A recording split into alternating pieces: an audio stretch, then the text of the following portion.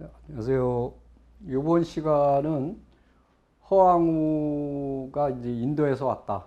그러고 이제 그거에 대해서 설명을 드리고 이제 김해의 그 유적들에 대해서 마저 설명을 드리도록 하겠습니다. 먼저 이종기라는 분이 이분은 이제 동화 작가입니다. 이종기 씨는 허왕우가 인도에서 온 거에 대해서 이제 이렇게 연구를 하기 시작했어요. 삼국유사를 읽으면서. 그래서 이제 뭘 발견했냐면 이 수로왕릉에 있는 문양, 태양문하고 쌍화문 이 두 가지의 를 갖고 인도하고 이렇게 이제 인도를 갔어요. 이게 인도 가서 찾아냈습니다. 지금 요게 쌍화문이에요. 여기 이제 태양문이겠죠. 여기 보면 이 물고기 두 마리가 마주보고 여기도 마주보고 있죠. 여기 태양문이에요. 네, 여기 태양 똑같아요. 생긴 모양이. 이런 것들을 찾아내서 인도에서 왔구나 이렇게 이제 그걸 증명하고 있습니다. 그 다음에 또 하나 중요한 거는 요 수로왕릉 남릉문전에 있는 요것만뿐만 아니라 초선대라는 곳에 이렇게 불상이 그려져 있습니다. 그 불상을 이분은 뭐라 하냐면 거등왕, 즉 거등왕이라는 게 2대 금강가야 2대 왕입니다. 이분은 수로왕하고 허왕우, 인도에서 온 분하고의 사이에서 난 아들이죠. 큰 아들이에요. 이분이 이 초상화를 보는데 이 입술이 굉장히 두툼해요. 그건 뭐냐, 인도 남쪽에 드라비다족이라는 족속입니다. 요거는 인도 북부하고 틀립니다. 그 다음에 이제 그 앞에 불쪽, 요 불자입니다. 부처님의 발바닥이 새겨져 있어요. 근데 이걸 한번 보도록 하겠습니다. 어떻게 생겼나? 요거죠. 요 입술 부분을 한번 보세요. 여기 두툼하죠. 그 다음에 부처님 발바닥이 그려져 있는 거예요. 여기. 근데 여기에 이제 산치 대탑, 저도 갔었는데 굉장히 완벽하게 남아있는 불탑이죠. 거긴 부처님을 만들지 말라 그랬어요. 그래서 이제 진신사리를 넣고 탑을 만들 수투파라 그러는데 거기에 보면 이렇게 법륜하고 수레바퀴죠. 그 다음에 발바닥을 이렇게 그려놨어요. 그거랑 똑같은 거예요. 그 다음에 또 하나 이제 중요한 것은, 여기 보면은 신전 동국여지 승람에 뭐라고 되냐면, 김해도 허왕은웅은 구지산 동쪽에 있는데 세상에서 전하기에 왕비는 아유타국의 공주다. 혹은 남천축국의 공주다. 남천축국이면 어디입니까? 천축이라는 건 인도고 남쪽이니까 남인도에서 왔다는 얘기예요. 남인도. 또 하나 중요한 거는 명월사지라는 데서 발견된 탑신의 조각이 새겨진데 거기에 부처님이 이렇게 가부좌를 틀고 있고 양쪽에 뱀이 이렇게 딱 있는데 그 뱀 목덜미에 동그란 무늬가 있어요. 이건 뭐냐, 코브라라는 뜻이에요. 이거는 소승불교에서 뭐냐면 사왕이라고 그래, 사왕. 또 하나 중요한 거는 지금 허왕우 능 앞에 파사석탑이 있어요. 그러니까 어떻게 생겼냐면, 이거 보세요. 이게 파사석탑이고, 이거 양쪽에 뱀이 이렇게 떼아리를 들고 있죠. 이거 동남아 같은 데 보면 이렇게 킹 코브라가 이렇게 딱 부처님을 보호하고 있는 거예요. 그리고 특이한 것이 요 파사석탑의 요 붉은 돌이죠. 이거 사암인데, 요거는 저 인도의 그 아고라라든가 이런 성에 가면은 다 이런 붉은 사암으로 돼 있어요. 전체가. 정말 아름답습니다.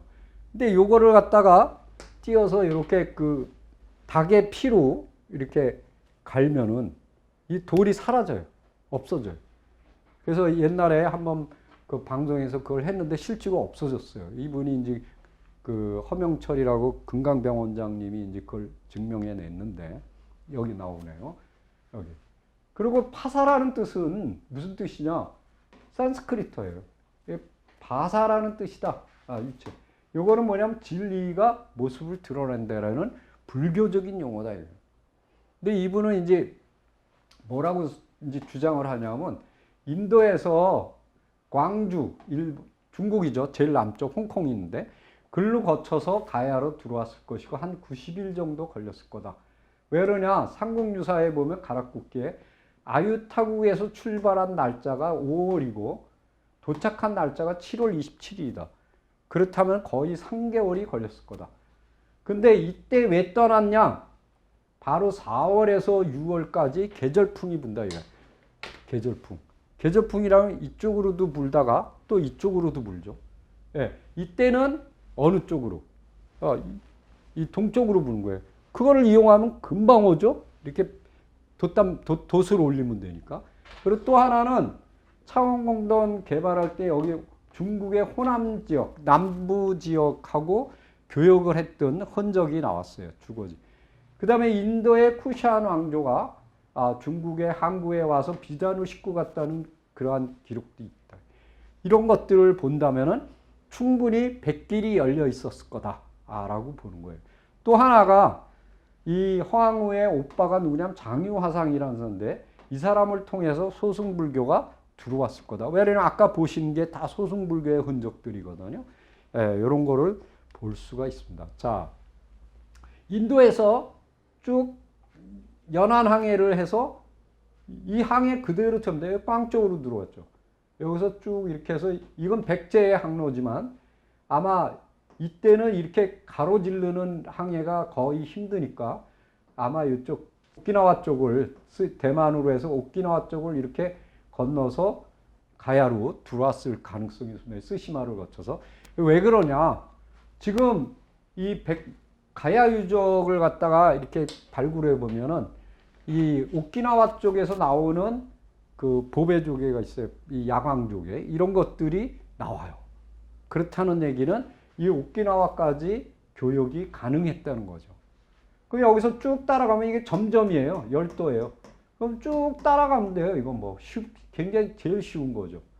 여기만 이제 좀 근데 여기도 뭐 그렇게 어렵지는 않아요. 그러니까 이걸 그대로 이렇게 왔을 가능성이 높습니다. 이제 그거는 이제 추후에 더 연구가 돼야 되겠죠. 이 불교사를 연구하시는 김영태 교수님은 무슨 얘기를 하냐면 가야에 초기 불교가 들어왔을 거다. 그거 왜 그러냐? 호황의 저 오빠인 보옥선인, 그러니까 여기서는 장유화상이죠. 이분이 그 아들들 7명을 데리고 칠불암에 들어가서 이제 선인 신선이 됐다라는 건데, 그러니까 이분은 뭐냐 왕실 중심의 소승 불교였을 것이다. 그래서 대중들은 잘 불교를 접하지 못했고, 그리고 8대 임금 질지왕은 452년에 이 허황우를 위해서 왕우사를 지었고, 보옥선사를 위해서 장유사를 지었다. 이렇게 이제 설명을 하고 있습니다. 그러니까 요거는 왕실 불교, 그 다음에 소승 불교였을 거예요. 그럼 대승 불교는 언제 들어왔느냐? 백제를 통해서 대가야로 들어왔을 것이다. 이렇게 이제 설명을 하고 있어요. 왜? 고령에 보면은 이렇게 꼭대기부터 쭉 이렇게 무덤을 씁니다. 근데 제일 끝에 평지, 거의 마지막이죠. 그때 오면은 뭐가 나타나냐면 고화동 벽화고분이 나타나요. 대단한 거죠. 근데 거기에 보면 천정을 보면은 공주 문용왕릉이나 송산리공은 똑같아요. 그 백제 형태죠. 그 다음에 거기에 그림이 그려졌는데 연화무늬, 영권무늬가 그게 능산리 벽화하고 똑같아요. 그렇다는 얘기는 이 백제를 통해서 대승불교가 들어왔을 거다라고 합니다. 근데 만약에 이 허황우의 그 오빠에 의해서 불교가 전래됐다면 우리나라 최초의 불교 전래가 될 거고, 그거는 대승불교가 아니라 소승불교였을 거다라고 이제 설명을 할 수가 있는 겁니다. 자, 그다음 여기 이제 아까 설명 다 드렸죠. 한국사에 있는 사왕이라든가 파사석답 이런 거. 또 하나 이제 그 드라비다 초선대에 그려져 있는 그 석상이 거등왕인데 2대 거등왕인데 이분의 입술이 두툼한 걸 보면 인도 남부의 드라비다인과 같을 거다라는 거 그걸 설명했는데, 이 드라비다족에 대해서 설명을 하겠습니다. 지금 인도인들의 대부분은 아리안족입니다. 근데 이 사람들은 쭉 들어오면서 거기 인더스 문명을 파괴하고 어디로 빠지냐면 겐지스 쪽으로 빠져요. 그래서 겐지스 문명입니다. 그러면 그 이전에 인더스 문명을 일으켰던 족속은 드라비다족일 것이다라고 대부분 얘기하고 있어요. 그들이 아리안족한테 밀려나서 깨지면서 어디로 되냐? 남쪽으로 쫓겨가요. 그게 어디냐면 타밀주예요. 근데 이 타밀주 출신들은 영성이 굉장히 뛰어납니다. 그래서 타고르 같은 사람들. 이들은 문학가, 철학가, 뭐 시인 이런 사람들이 굉장히 많아요. 그 또 하나 특이한 건 인도에서 요 타밀주만 고인돌이 나와요. 또 석관묘가 나와요. 우리하고 똑같이 돌무덤이 나온다는 돌무덤. 또 하나 중요한 거는 지금 김해 예안리 고분에서 인골이 많이 나왔거든요. 그 인골을 DNA 분석을 해갖고 여기에 지금 나와서 돈벌로 나온 타밀주 사람들의 피하고 DNA 분석을 비교해 봤어요. 그래서 서울대 서정선 교수가. 근데 일치해요. 그러니까 김해의 고대 고분에서 나온 인골이 누구냐? 남인도 사람이다. 남인도 사람. 타밀주 사람. 그러면 이게 좀 기가 막히지 않아요? 그러니까 여러 가지로 지금 더 여기서 놀라운 사실은 그들의 언어가 400개가 우리하고 똑같다는 거예요. 그래서 예를 들어서 그거를 이제 박힌 분은 강기룬 씨인데 이분은 무슨 얘기냐면 보세요 한번. 여기 풀. 풀이에요, 풀. 알이. 그 다음에 가래, 가루. 아빠는 그대로예요, 아빠. 엄마는 안마. 언니는 안나이. 맘마는 맘무. 어른, 궁디는 콘티. 군디. 여기는 눈은 눈이. 나는 난. 살은 살. 나를 날. 나라는 나르. 아이고는 아이고. 그대로예요. 아는 아파. 아프다 말이에요. 아파. 밥은 밥. 쌀은 살. 똑같아요. 우리 경상도 사투리에 뭐예요? 살이잖아요, 살. 쌀이 아니라 살. 또 곤지, 도리도리, 막걸리, 떡, 뭐 공기, 뭐 윷놀이, 뭐 존칭어도 있대요. 어순도 똑같고. 이런 것들은 만약에 일본인이나 중국인들 같으면 아마 국가적으로 연구를 했을 거예요. 국책 연구를. 그래서 정말 이런 것들은 아주 중요하다고 생각합니다. 자, 인도 차에 대해서 설명. 이능화라는 분은 불교사를 연구하려면 반드시 읽어야 되는 책이 이능화 씨의 조선 불교 통사입니다. 여기 뭐라고 써있냐? 김해 백월산에는 중로차라는 차가 있는데 세상에 전해오기를 수로왕의 왕비인 허씨가 인도에서 가져온 차씨라고 전해진다. 백월산은 어디냐? 현재 창원시 의창구에 있어요. 해발 428m. 신증 동곡여지 승람에는 뭐라고 했냐? 금강사라는 절이 있는데 이 절에 대해서 조선 초기 하륜이라는 학자가 이 절에는 산차나무가 있다. 산차나무는 뭐냐? 야생차나무. 온 뜰을 뒤덮고 있는데 고려 충렬왕이 외구의 정벌을 떠나는 군사들을 격려하기 위해서 김해에 둘렀다가 이 금강사 앞에 있는 차나무를 먹고 힘이 솟는다고 해서 장군이라는 이름을 내려주었다. 그래서 지금은 장군차입니다. 근데 이 차는 굉장히 귀한 거예요. 우리나라 차나무가 지리산에 뿌려진 게 통일신라 때입니다. 그거보다 더 이전이에요.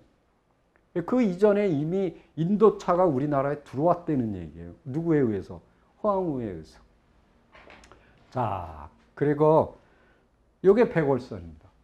요게 지금 야생 차나무. 산에 그냥 피어 있어요. 자, 그리고 이제 김해에 대해서 설명을 해드리겠습니다. 지금 김해는, 요건 조선시대 겁니다. 조선시대. 이렇게. 을숙도가 있죠. 명지도 있고. 근데 요게 이제 낙동강이에요. 요게 이제 한 200년 전. 김해 평야가 없습니다. 요게 김해예요. 요 김해시. 요게. 이렇게 돼 있는 거예요. 그럼 더 올라가 봤어요. 삼국시대로. 1800년. 요 아예 없어요. 을숙도가. 그냥 바다예요. 이쪽 바닷물이 여기까지 들어오는 거예요. 여기 민물이 내려오고, 낙동강. 이렇게. 굉장히 넓습니다. 큰 배도 들어와요. 그러면 이거는 뭐냐? 여기서 파도가 이 태풍이 여기를 지나가도 요 속으로 들어가면 안전하다는 거예요. 이게 양항이라고 합니다. 양항. 최고의, 그러니까 우리나라 포구 중에 최고의 포구예요. 그러니까 여기를 사용할 수밖에 없죠. 이거하고 비스무리한 게 뭐냐면 영산강입니다. 영산강, 나주. 자, 거기는 포구가 이거보다는 좀 넓어요. 쑥 들어가서 이렇게 넓은 그게 있는데 지금은 다 막혀 있죠. 지금 뭐 다 논밭이 돼 버렸는데, 그러기 때문에 그 고려 왕건이 100척의 배를 이끌고 거기를 쳐들어간 거예요. 그래서 거기를 먹은 거죠. 예. 이렇게 됐던 것이, 그렇기 때문에 유적을 보면은 다 이쪽에 이렇게 몰려 있어요. 여기는 있을 수가 없죠. 왜? 바다니까, 바다 속이니까. 여러분들이 지금은 이거보다 이제 더 메꿔져 갖고 이것만 겨우 있으니까 여기가 굉장히 넓은 김해평야가 있다고 가리켜요. 거짓말이거든요. 김해평야는 없어요. 호남평야는 있었는데 김해평야는 없어요. 그거는 나중에 메꿔지고, 이렇게 메꿔지고 아니면 간척하고 그런 거예요. 그러니까 그거를 여기서부터 이제 똑바로 알고 이 김해에 대한 역사에 들어가야 됩니다. 자, 한번 봅시다. 부원동에는 기원 전후 시기의 것, 그리고 후대 또 한 층은 3세기에서 4세기 두 가지가 나와요.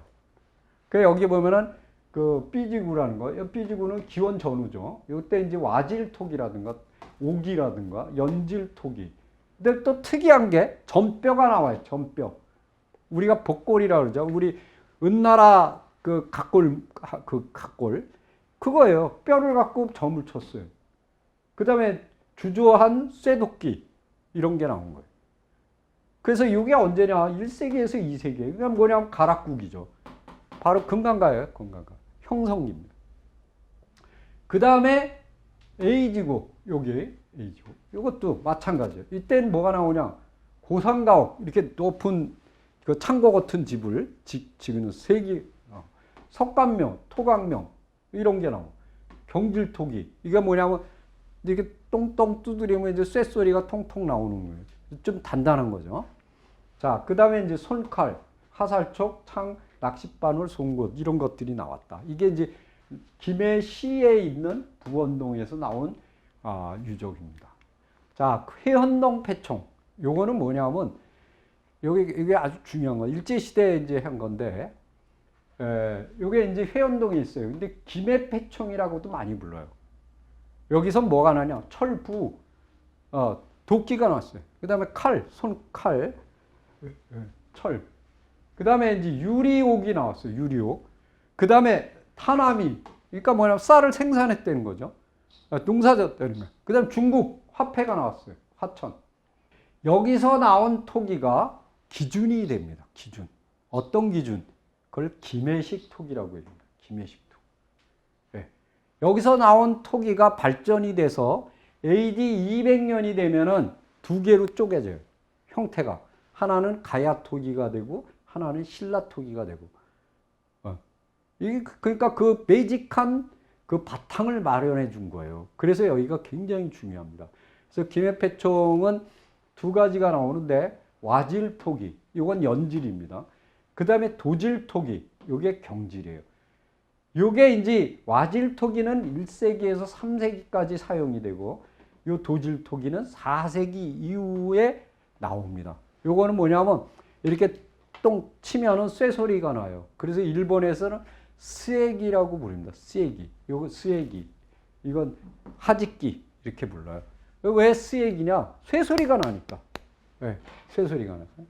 요거 지금 김해 유적의 분포도입니다. 여기 김수로왕릉. 여기가 분산성이고. 여기가 허황은, 여기가 구지봉이에요. 여기가 파사속탑이 있고, 여기가 구산동 고분, 여기가 대성동 고분, 여기가 봉황동 유적이에요. 여기 아까 얘기한 김해패총, 회원링, 여기 다 몰려 있어요. 여기 아까 부원동 패총, 여기 다 몰려 있습니다. 굉장히 중요한 거죠. 이게 이제 수로왕릉이고, 여기 왕비릉이고, 여기 구지봉이고, 신화, 시작.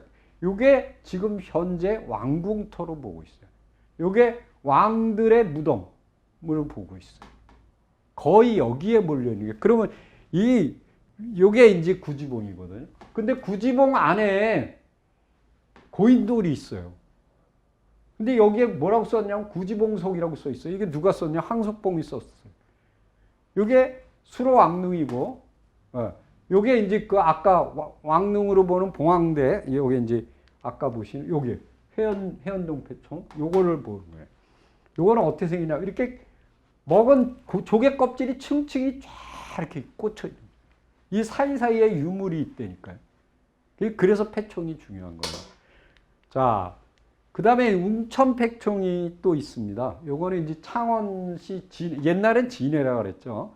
지금 이제 창원이 커져갖고 공단이 생기면서 여기에 뭐냐면 젓갈색 연질토기, 연질이라는 건 이제 연한 거, 그 다음에 이제 단단한 게 이제 경질토기, 이런 것들이 나와요. 그래서 나오는 게 김해 패총하고 거의 비슷해요. 그리고 이제 송칼이나 낚시, 낫 이런 건 이건 철기로 되어 있는 거예요. 여기서 나오는 유적 연대를 탄사선, 방사선 연대 측정했는데 이 정도 나왔어요. 이게 지금으로 고치면은 한 1세기경의 유적이다. 이게. 그렇다면 가야시대에 되겠죠. 금강가야. 이게 대표적인 유적 중에 하나다. 이렇게 되겠습니다. 그 다음에 이제 무덤을 보겠습니다. 무덤. 무덤은 1세기에 어떤 무덤을 썼을까? 근데 목관묘를 쓴다고. 관이라는 거하고 곽하고 설명드렸죠? 관이라는 건 시신만 들어가는 거예요. 근데 그분이 썼던 거를 갖다가 같이 넣으려면 넓어야 되니까 그건 곽이라고 해요. 곽. 그래서 어떤 거는 곽 속에 관을 넣는 경우도 있어요. 그래서 여기 보면 그 관만 쓴 거, 그걸 목관묘라고 얘기합니다. 목관묘. 근데 목관묘는 여기 보시면 망덕리, 요거 목관묘는 기원전 1세기. 대성동, 아까 대성동 얘기했죠. 그거는 기원전 1세기. 그리고 가야숲이라는 데가 있습니다. 봉황동에. 거기서 발굴했는데 3개가 나왔어요.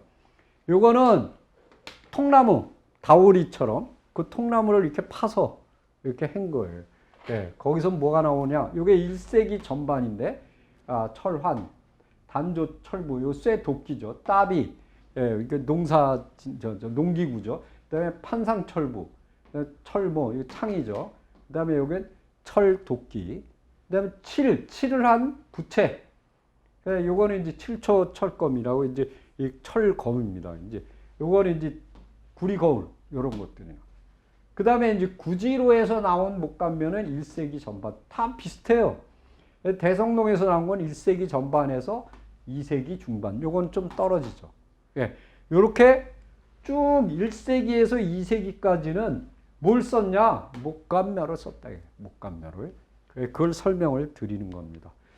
그 다음에 이제 또 중요한 곳이 뭐냐면 양동리입니다. 양동리는 그 주천면에 있는데, 요 1세기경에 해당되는 목관묘가 55호분이에요. 여기서는 뭐 와질토기, 아까 설명드렸죠? 뭐 방제경은 뭐냐면 중국 거울을 갖다 이렇게 본따 갖고 만든 거예요. 그 다음에 동병철검. 동병철검은 뭐냐면 손잡이는 구리고 이 칼 몸집은 철이다 이거예요. 그래서 동병철검이라고 얘기하는 거예요.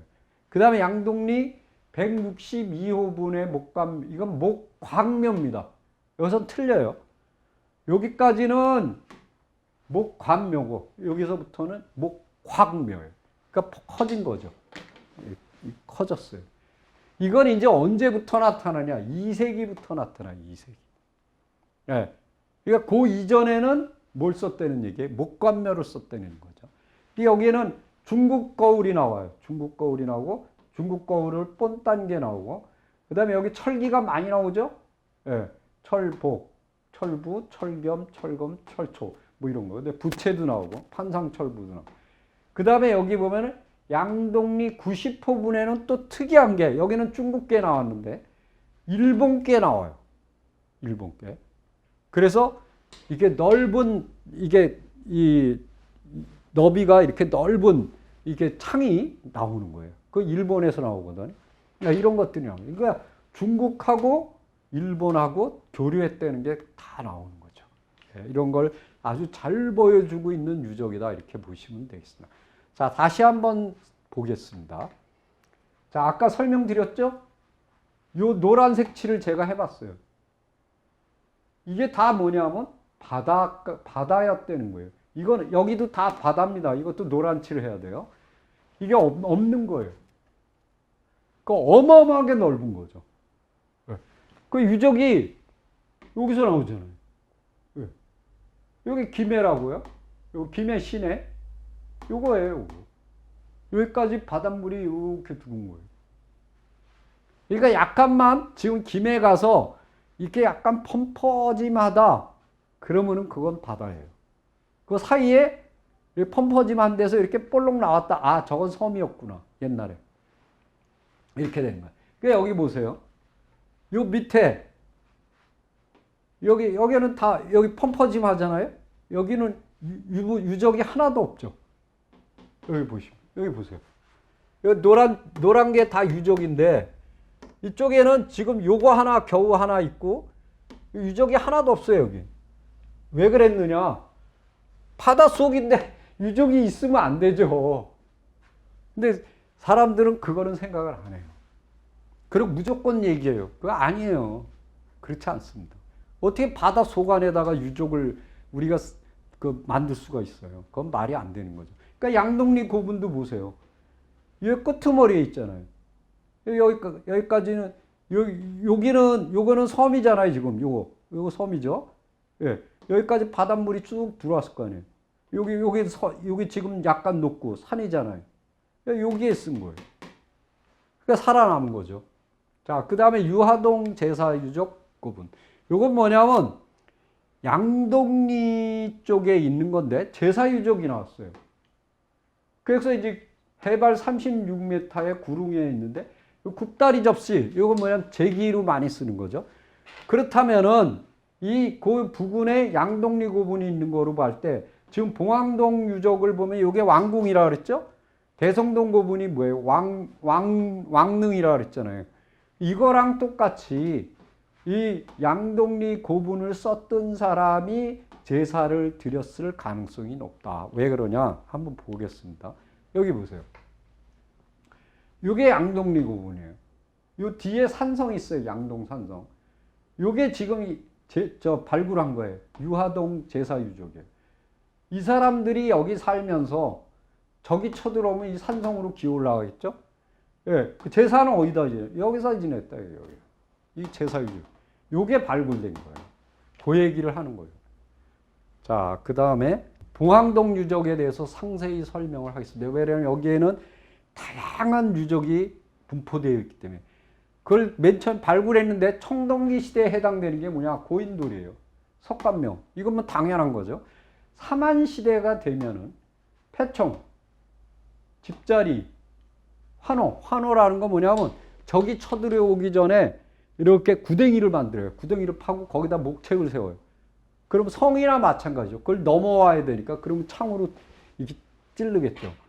자, 삼국시대가 되면 주거지, 주혈이라는 건 뭐냐면 이 나무 기둥이에요. 기둥을 세웠던 거예요. 그 다음에 경작지, 농사를 져야 되겠죠. 토기 가마가 나와요. 토성도 나와요. 그리고 그 밑에 산을 넘어가면 호안석, 왜냐면 제방 비슷하게 이렇게 쭉 방죽이죠, 방죽, 우리를. 그 다음에 저반시설, 배를 대는 수상가옥, 이런 게 나왔대요. 토르도 나오고. 자, 한번 볼까요? 자, 이게 바닷물이에요. 여기까지 쭉 들어왔어요. 이렇게. 봉황동 유적이 있냐? 여기 있어요. 봉황대 유적이 어디냐? 이거 전체예요. 이거예요. 그 왕궁지로 지금 설명되고 있는 데가 어디냐? 여기에요. 여기 패총이고. 그리고 왕릉으로 말하는 데가 어디냐? 여기에요. 대성릉. 호황릉이 어디냐? 여기 있어요. 여기 김수로 왕릉이 여기 있고. 여기가 아까 얘기한 부원동 패총이 여기 있고. 자, 어떤 데는 여기가 왕궁지로 설명이 되고 어떤 데는 여기로 있는데 이쪽에 집중되어 있습니다. 여기일 가능성이 되게 높아요. 근데 요 넘어 요쪽에 접안 시설이 있어요, 지금. 그래서 하여튼 볼까요? 요게 봉황동 유적이에요. 요거. 뭐 그렇게 높지 않아요. 이렇게 야트막한데 여기. 그럼 이 뒤로는 바다였다는 얘기죠. 이 왜냐면 여기 해안천이라고 여기 저기 냇물이 흘러요. 예. 그러니까 그게 바로 이쪽은 펌퍼짐한 데는 다 바다죠. 이거를 발굴했는데 여기 건물지가 나온 거예요. 이렇게 건물지가 나오고 그 다음에 여기서 집자리에서 뭐가 나냐? 송풍관이 나와요. 철찌꺼기 나와요. 무슨 얘기냐면 철기를 제작했다는 얘기죠. 여기서 나온 거는 이 철찌꺼기 뭐냐? 이 대장간에서 이렇게 두드리면 철이 껍데기가 벗겨지지. 그걸 다냐라 그래요. 여기서 나온 거예요. 그러니까 뭐냐면 거의 실제로 철기를 만들었다는 거죠. 두드려 갖고. 네. 그리고 평요 이 토기 가마가 나와요. 근데 여기 토기 가마는 이렇게 돼 있어요. 평평해요. 나중에 후대에 가면 이게 이렇게 됩니다. 지금 가마들은 이렇게 돼 있죠. 이걸 등요라 그래요. 이 등요는 온도가 더 셉니다. 그래서 우리가 도자기를 만들 수가 있어요. 근데 이거는 토기 이렇게 평요입니다. 여기서는 평요가 나온 거예요. 그래서 3세기 후반에서 4세기에 해당되는 거가 나온다. 그 다음에 이제 여기 봉황동 여기 423 여기서는 토기가 많은데 여기서 나온 것들은 5세기 이후 거로 추정이 된다. 이렇게 이제 설명이 되겠습니다. 그리고 이제 아까 설명을 하다 말았는데 여기 봉황동 이제 봉황동 유적 부근에 거기서 발굴했는데 5세기 후반에서 6세기의 건데 목책열, 굴립주 건물, 그 다음에 이제 선박 부재, 노 이런 것들이 왜 여기서 배를 탔다는 거죠. 네, 이게 다 나오는 거예요. 여기 보세요. 여기 봉황동 유적이거든요. 저 넘어. 거기서 넘어왔어요. 여기가 요 밑으로 하천이 흘러요. 여기에 접안 시설이 있어요. 이렇게. 발굴 나온 대로 지금 한번 이렇게 복원한 거예요. 이게 뭐예요? 창고잖아요. 왜? 배에서 물건 내리면은 넣어놔야 될 거 아니에요. 이게 창고예요. 그리고 여기서 나온 출토 유물들. 예. 이런 거.